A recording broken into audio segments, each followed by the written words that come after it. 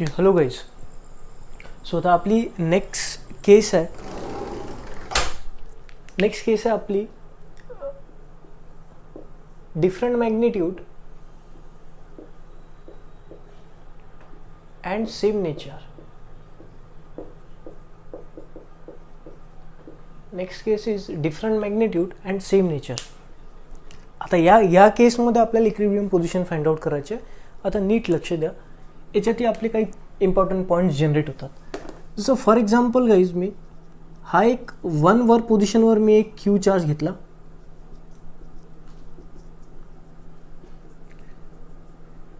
आणि एक सेकंड पोझिशनवर मी आता डिफरंट मॅग्निट्यूड घ्यायचा आहे. नेचर भलाही सेम आहे पण मॅग्निट्यूड डिफरंट घ्यायचा आहे. तर मी गाईज 4Q घेतो. ठीक आहे, हा 1 कुलम चार्ज आहे आणि हा 4 कुलम चार्ज आहे. दोघांचाही मॅग्निट्यूड अलग अलग आहे, पण दोघेही पॉझिटिव्ह घेऊ शकता तुम्ही किंवा तुम्ही दोघेही निगेटिव्ह घेऊ शकता, कारण की आपण सेकंड केसमध्ये नेचर सेम ठेवायचा आहे. आता या केसमध्ये जो थर्ड चार्ज आहे ना, तो थर्ड चार्ज गाईज कुठे येणार, म्हणजे त्याची पोझिशन कुठे आहे हे आपल्याला फाइंड आउट करायचं आहे. तर आपल्याला एक गोष्ट इजी अशी होणार आहे की आपण ऑलरेडी एक पॉईंट जनरेट केलेला आहे की अगर दोन्हीही चार्जचं नेचर अगर सेम असलं, दोन्ही चार्जचं अगर नेचर सेम असलं, तर जो थर्ड चार्ज आहे तो इक्विलिब्रियमसाठी इन बिटवीनच असणार. हे मी तुम्हाला याच्या अगोदरच्या व्हिडिओमध्ये प्रूफ सुद्धा करून गेलं. आता मॅग्निट्यूड सेम असो किंवा डिफरंट असो, नेचर सेम आहे तर थर्ड चार्ज इन बिटवीनच असणार, बाहेर नसणार. कारण की अगर तो थर्ड चार्ज बाहेर असला सेम नेचरच्या केसमध्ये तर दोन्ही फोर्स एकाच दिशेने असतात, म्हणजे तुम्ही इक्विलिब्रियम अचीव करू शकत नाही. फाईन. तर मला कळलेलं आहे की आता जो थर्ड चार्ज असणार तो इन बिटवीन असणार, तर मी कुठेतरी तो थर्ड चार्ज घेऊन घेतो. Let's say Q. आपल्याला इक्विलिब्रियम सिच्युएशन अचीव करायची आहे, तर आपण काही पोझिशन इंडिकेट करून टाकू. लेट्स से इथून ते इथपर्यंत टोटल अंतर जे आहे ते स्मॉल एल किंवा कॅपिटल एल घेतात काही लोक. आणि आपला जो चार्ज आहे तो या चार्जपासून, नीट बघा, या चार्जपासून एक्स अंतरावर मी घेऊन घेतला. आपल्याला एक्सची व्हॅल्यू कळायची आहे जेणेकरून इक्विलिब्रियम अचीव होणार. ठीक, ओके. आता आपण डिफरंट फोर्सेस लिहून टाकू.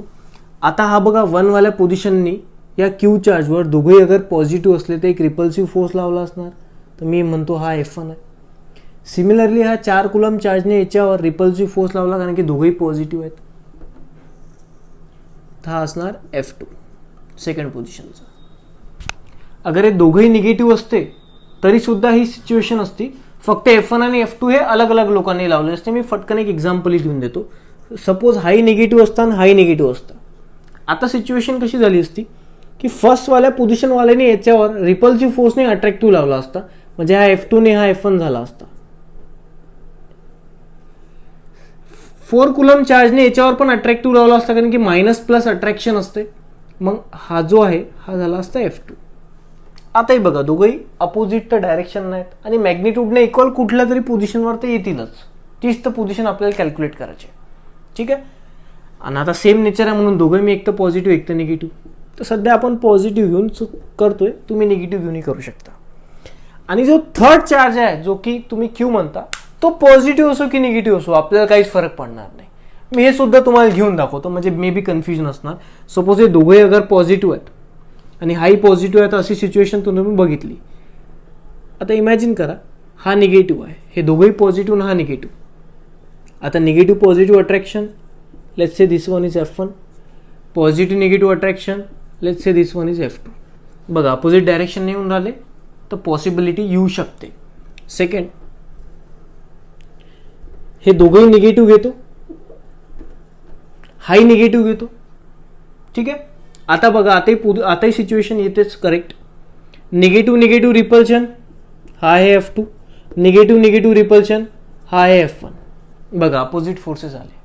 ठीक, हे दोघेही निगेटिव्ह असताना मी याला पॉझिटिव्ह घेतो. आता बघा सिच्युएशन काय येते. निगेटिव्ह पॉझिटिव्ह अट्रॅक्शन म्हणजे this one is F2. Positive negative attraction this one is F1. म्हणजे अपोजिट फोर्सेस येऊन राहिले. Are you getting guys? म्हणून मी तुम्हाला सांगतो की अगर तुम्ही सेम नेचर घेतलं तर हा पॉझिटिव्ह असो की निगेटिव्ह असो आपल्याला फरक नाही पडणार. चल, तर आपण हे दोन्ही पॉझिटिव्ह घेऊन घेऊ बिकॉज सेम नेचर आहे. आणि थर्ड चार्ज कुठेतरी एक्स पोझिशनवर आहे जो की आहे Q, जो पॉझिटिव्ह असो की निगेटिव्ह असो आपल्याला फरक नाही पडणार. फाईन. आता या चार्जने या चार्जवर रिपल्सिव्ह फोर्स लावला, ज्याला मी म्हटलं F1. याने याच्यावर रिपल्सिव्ह फोर्स लावला, ज्याला मी म्हटलं F2. आता F1 काय आणि F2 काय मी लिहून देत नाही, नोट्समध्ये लिहिलेलं आहे. पण एक गोष्ट मला कन्फर्म माहित आहे, फॉर इक्लिब्रियम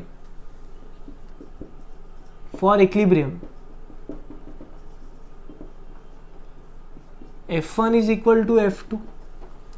बरोबर ना. चला आता आपण F1 कूलम लॉ नुसार F1 कॅल्क्युलेट करू. F1 किती असणार? F1 हा एनी लावलेला फोर्स आहे याच्यावर, ते F1 असणार, मी ऍक्च्युली लिहितो बरं. F1 किती असणार? K, दोन चार्जचा प्रोडक्ट, हा Q, small Q capital Q, दोघांमधलं अंतर जे आहे ते x म्हणजे x चा स्क्वेअर. फाईन. F2 काढू, याने याच्यावर लावलेला फोर्स F2. दोन चार्जचा प्रोडक्ट, हा एक आहे 4Q आणि एक आहे Q. दोघांमधलं अंतर टोटल L, हे x, हे डिस्टन्स असणार L मायनस x चा स्क्वेअर. हे F1 F2 तर काढून टाकले. फॉर इक्लिब्रियम आपण म्हणू शकतो F1 is equal to F2.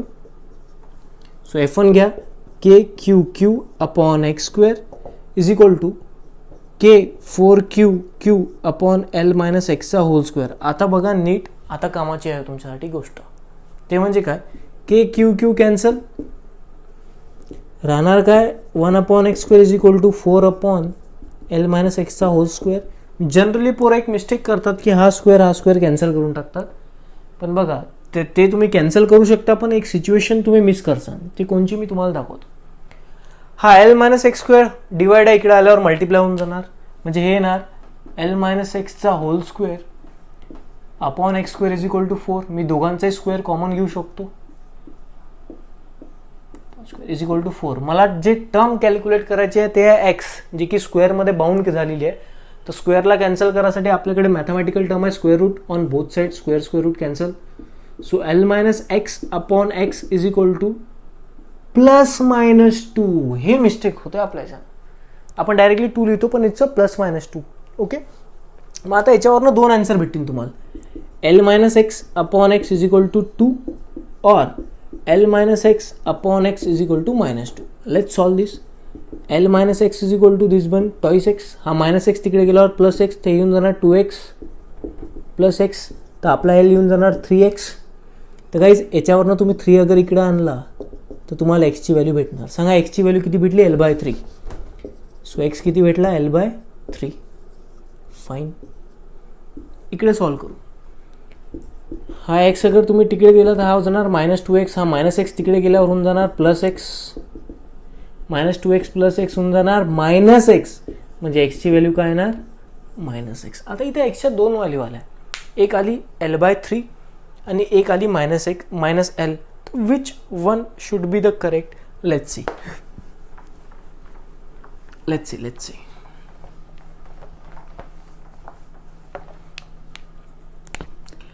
आता नीट बघा बाळांनो, हा आपण घेतला होता Q फर्स्ट पोझिशन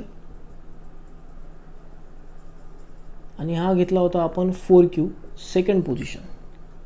ओके, आणि तुम्ही काय केलं होतं, तुम्ही असं म्हटलं होतं की बाबा जो थर्ड चार्ज आहे तो इन बिटवीन आम्ही इथे घेतला. जे थर्ड चार्जचं अंतर आपण इथून मोजलं होतं, इथून जे आपण घेतलं होतं एक्स, तुम्ही जिथून मोजता ते खूप इम्पॉर्टंट आहे, मी अगोदरच्या व्हिडिओमध्ये सांगितलं. आता मला सांगा, तुम्ही इथून अंतर मोजून राहिले, इथून क्यू किती अंतरावर? एक्स, म्हणजे या दिशेने एक्स अंतरावर आहे, तर तुम्ही एक्स पॉझिटिव्ह घेतला, तर क्लिअर कट मी समजू शकतो की ही दिशा पॉझिटिव्ह आहे आणि ही दिशा निगेटिव्ह आहे या सिच्युएशनसाठी.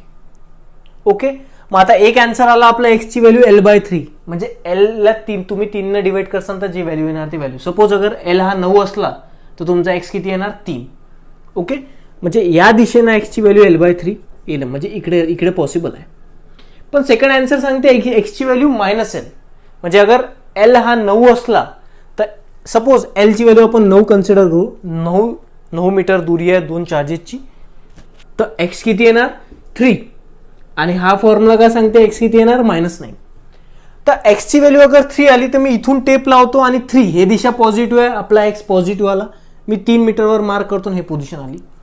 आणि हा सांगते एक्सची व्हॅल्यू -9, तर मी का इकडे जाऊ का? नाही, आता इकडे आहे ना निगेटिव्ह, तर इकडे मी -9 वर इथं पोझिशन मार्क करतो.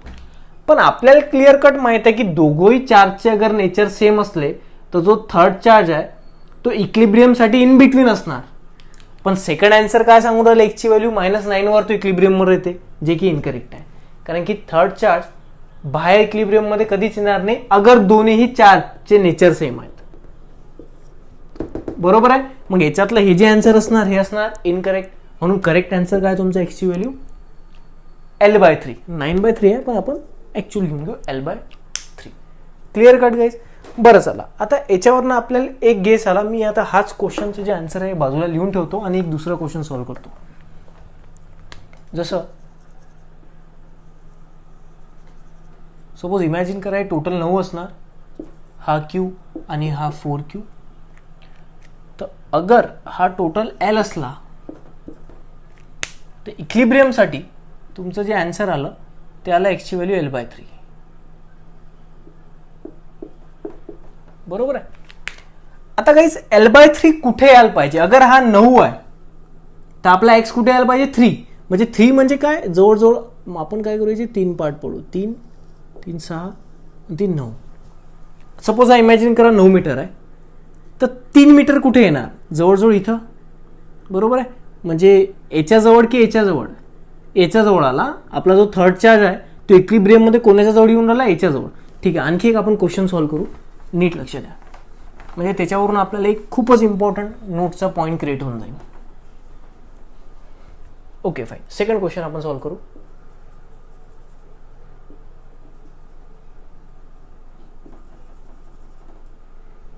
हा घेतो मी Q आणि एक काम करतो, 6 कूलम घेतो,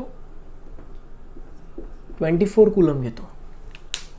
ओके, एक घेतला 6 कूलम आणि एक घेतला 24 कूलम. आणि सपोज आपले हे दोघेही पॉझिटिव्ह आहेत आणि थर्ड चार्जची पोझिशन कळायची आहे. मला नेचर सेम आहे कळलं, मी थर्ड चार्ज कुठेतरी घेऊन घेईन. फाईन. हे अंतर म्हणतो x आणि हे टोटल अंतर म्हणतो L. फर्स्ट पोझिशनचा हा आहे, हा सेकंड पोझिशनचा आहे. हा positive force of repulsion let's say F1. हा positive force of repulsion let's say force F2. Let's calculate F1. F1 काय सांगते K, दोन्ही चार्जचे मॅग्निट्यूडचा प्रोडक्ट. हा आहे 6Q, हा आहे Q, दोघांमधला अंतरचा square x². Let's calculate F2. याने याच्यावर लावलेला फोर्स F2 आहे. दोन्ही चार्जचा प्रोडक्ट K, हा आहे 24Q आणि हा आहे Q, दोन्ही चार्जचा प्रोडक्ट आपण दोघांमधलं अंतर आपल्याला माहित आहे L-x². फॉर इक्लिब्रियम कंडिशन आपल्याला माहित आहे F1 should be equal to F2. F1 काय K 6Q Q upon x². F2 किती आहे K 24Q Q upon L-x². K Q Q K Q Q cancel, 6 चोक 24. बरोबर. म्हणजे फायनली हे तेच आलं 1/x² अपॉन 4/L-x². तेच सिच्युएशन आली आणि याच्यावरनं आपल्या आन्सरही तेच भेटतील. एक एक्सची व्हॅल्यू L/3 आणि एक एक्सची व्हॅल्यू -L. तेच सिच्युएशन आहे, आन्सरही तेच भेटतील ना. ओके. आता काही नीट लक्ष द्या, इथं पण एक्सची व्हॅल्यू तुमची किती आली? L/3.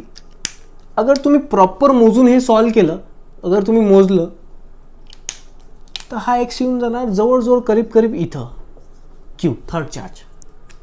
आता याच्यावरनं मला काय सांगायचं आहे ते तुम्ही नीट समजून घ्या.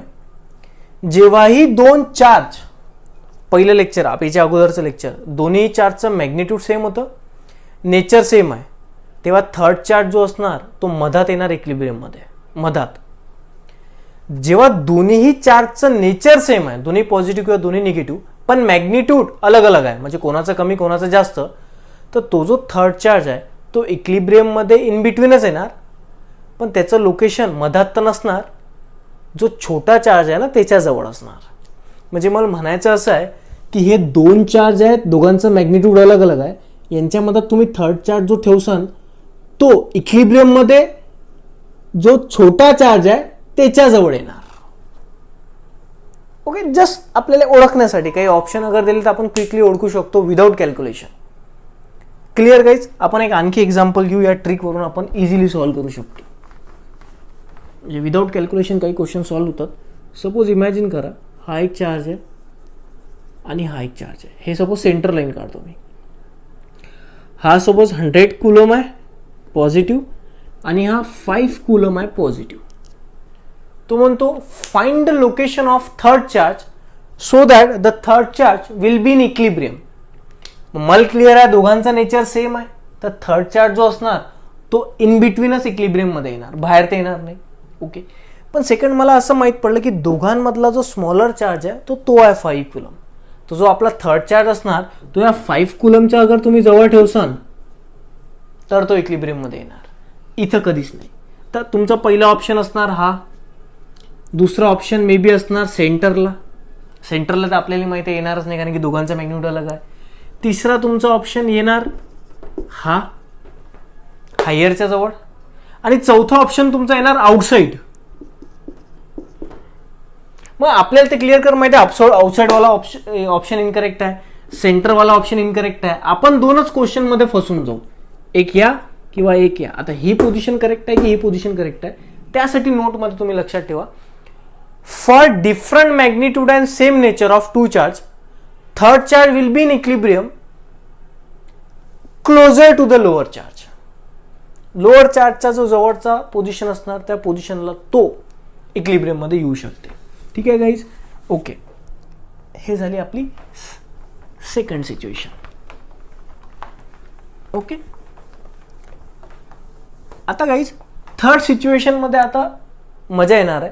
थर्ड सिच्युएशन मध्ये आपण काय करणार, दोन्ही चार्जचं नेचर अलग अलग घेणार, एक पॉझिटिव्ह ते एक निगेटिव्ह. ठीक आहे. तर ते पण आपण नेक्स्ट लेक्चरमध्ये बघू. फक्त मला सांगा हे लेक्चर अगर तुम्हाला समजलं नसणार तर तुम्ही नोट्स बघा. नोट्समध्ये पण नाही समजलं तर मला सांगा, मी परत सांगतो. पण I think it's quite simple.